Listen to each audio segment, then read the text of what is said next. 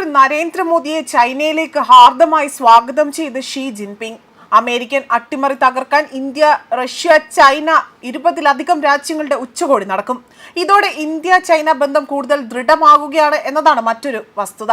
അടുത്തയാഴ്ച ചൈനയിൽ India, Russia, China ഉൾപ്പെടെ തന്നെ 20ഓളം രാജ്യങ്ങളുടെ ഉച്ചകോടി നടക്കുന്നു. അമേരിക്കൻ അട്ടിമറി തകർക്കുക എന്ന ലക്ഷ്യം മുന്നിൽ കണ്ടുകൊണ്ടാണ് ഈ ഒരു ഉച്ചകോടി നടക്കുന്നത്. അമേരിക്കൻ ഉപരോധങ്ങൾക്ക് ബാധിച്ച് റഷ്യയുമായി സഹകരണം തുടരുക, അതെല്ലാം തന്നെ മുന്നിൽ കണ്ടുകൊണ്ടാണ് ഇപ്പോൾ ഷീ ജിൻപിങ് ആകട്ടെ ഉച്ചകോടിയിലേക്ക് മോദിയെ നേരിട്ട് ക്ഷണിച്ചിരിക്കുന്നത് എന്നതാണ് വ്യക്തമാക്കാൻ സാധിക്കുന്നത്. ഇന്നും ട്രംപ് ചൈനയ്ക്ക് നേരെ ഭീഷണി മുഴക്കി രോഷം പ്രകടിപ്പിച്ച് രംഗത്ത് വന്നിരുന്നു. ഇതെല്ലാം കണക്കിലെടുക്കുമ്പോൾ തന്നെ ട്രംപിന് അവിടെ നിന്നും, അതായത് ട്രംപിനെ പൂട്ടാനുള്ള എല്ലാ മാർഗങ്ങളും ഈ ഉച്ചകോടിയിൽ ചർച്ചയാകുമെന്ന് തന്നെയാണ് മനസ്സിലാക്കാൻ സാധിക്കുന്നതും. രാഷ്ട്രീയ നിരീക്ഷകരടക്കം ട്രംപിന് മുന്നറിയിപ്പ് നൽകിയിട്ടുണ്ട്. ഈ 3 ശക്തികൾ ഒന്നിച്ചാൽ ട്രംപിന്റെ നാശം വിദൂരമല്ല എന്നതാണ്. എന്നാൽ ട്രംപ് ആകട്ടെ അതിനെ ഒന്നും തന്നെ മുഖവിലേക്ക് എടുക്കാതെ തന്നെ മാടമ്പി രാഷ്ട്രീയം കളിക്കുകയാണ് എന്നതാണ് മറ്റൊരു, അല്ലെങ്കിൽ ഈ ഒരു താല്പര്യം കാണിച്ചുകൊണ്ടാണ് അദ്ദേഹം മുന്നോട്ട് പോകുന്നത്. ഓഗസ്റ്റ് 31-നും സെപ്റ്റംബർ 1-നും ഇടയിൽ തന്നെ ടിയാൻജിനിയിൽ നടക്കുന്ന CEO ഉച്ചകോടിയിലേക്ക് പ്രധാനമന്ത്രി നരേന്ദ്രമോദിക്കും റഷ്യൻ പ്രസിഡന്റ് വ്ളാഡിമിർ പുടിനും പുറമെ തന്നെ മധ്യേഷ്യ, മിഡിൽ ഈസ്റ്റ്, ദക്ഷിണേഷ്യ, തെക്ക് കിഴക്കൻ ഏഷ്യ എന്നിവിടങ്ങളിൽ നിന്നുള്ള നേതാക്കളെ ക്ഷണിച്ചിട്ടുണ്ട്.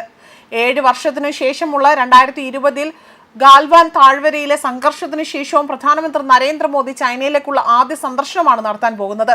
2024-ൽ റഷ്യയിലെ കാസനിൽ നടന്ന ബ്രിക്സ് ഉച്ചകോടിയിലാണ് അദ്ദേഹം അവസാനമായി ഷീ ജിൻപിങ്ങിനൊപ്പം തന്നെ വേദി പങ്കിട്ടതും.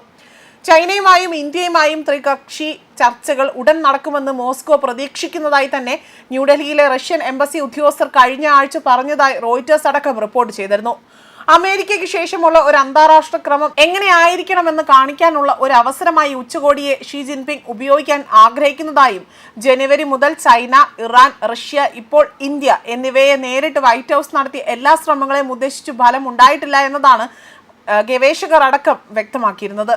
അതുപോലെ ബ്രിക്സ് ഉച്ചകോടിയിൽ ഡൊണാൾഡ് ട്രംപിനെ എത്രമാത്രം അസ്വസ്ഥനാക്കുമെന്നത് കണ്ടു തന്നെ അറിയേണ്ടതാണ്. ഈ ഗ്രൂപ്പ് അല്ലെങ്കിൽ ഈ ഗ്രൂപ്പുകൾ രൂപകൽപ്പന ചെയ്തിരിക്കുന്നത് ആദ്യമായിട്ടാണ് എന്നതാണ് ഒലാൻഡർ വ്യക്തമാക്കിയിരിക്കുന്നത്. ദ്വിദിന സന്ദർശനത്തിന് പ്രധാനമന്ത്രി നരേന്ദ്രമോദി ചൈനയിലേക്ക് എത്തുകയും ചെയ്യുന്നു. രാജ്യാന്തര സഹകരണ കൂട്ടായ്മയായ ഷാങ്ഹൈ കോഓപ്പറേഷൻ ഓർഗനൈസേഷൻ ഉച്ചകോടിയിൽ പങ്കെടുക്കാൻ വേണ്ടിയാണ് അദ്ദേഹം ചൈനയിലേക്ക് പോകുന്നത്.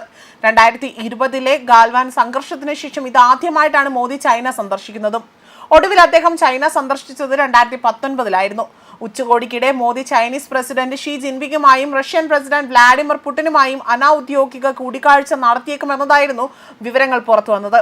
നേരത്തെ 2024 ഒക്ടോബറിൽ കാസനിൽ നടന്ന ബ്രിക്സ് ഉച്ചകോടിയിൽ മോദിയും ഷീ ജിൻപിങ്ങും കൂടിക്കാഴ്ച നടത്തിയിരുന്നു.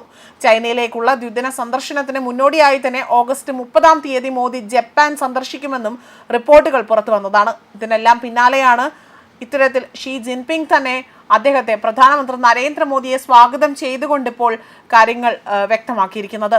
ന്യൂസ് ഡെസ്ക് കർമ്മ ന്യൂസ്.